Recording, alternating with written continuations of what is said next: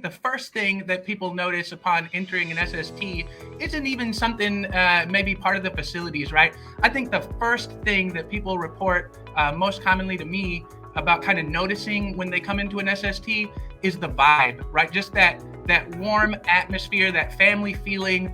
They feel like they're welcome and that everybody's there to support them and to get them any information and help they need, right? Because a school, at the heart of it, a school is not a building, it's not brick and mortar, right? A school is a collection of hearts and minds, hearts that are beating together in unison as they march towards a goal of bringing a better future for our kids, and at the same time, leaving the world a better place than it currently is, right? And I think that's the number one thing people mention.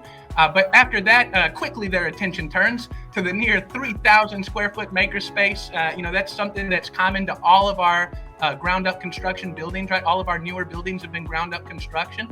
And in those, we put a 3,000 square foot makerspace. Which, put that into perspective, that's like the size of our cafeteria, for example, right? So it's a really big space, and it's full of equipment that even just learning to use that equipment teaches valuable STEM knowledge and skills for those kids, because that equipment is some of the equipment that's going to be huge in the future. Things like 3D printers and things like that, right? Robotics and things. And so that's, I think, something that they really notice. And they also notice the way that that makerspace is really structured is about student choice. So they also see that students have a lot of choice, like Elsie was talking about, in kind of determining what they're going to work on, because we teach in a project-based learning format.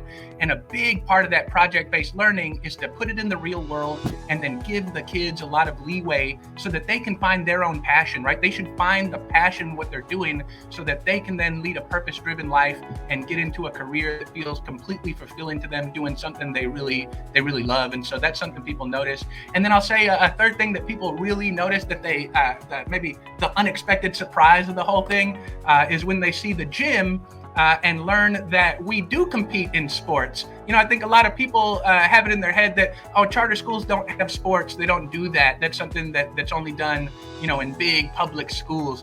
But we do compete in the charter leagues against other charter leagues. And actually, we're doing very well right now. If you've been checking our Facebook, our volleyball teams, our soccer teams, they're all doing big things. And so I think people are kind of surprised by that we do have sports also.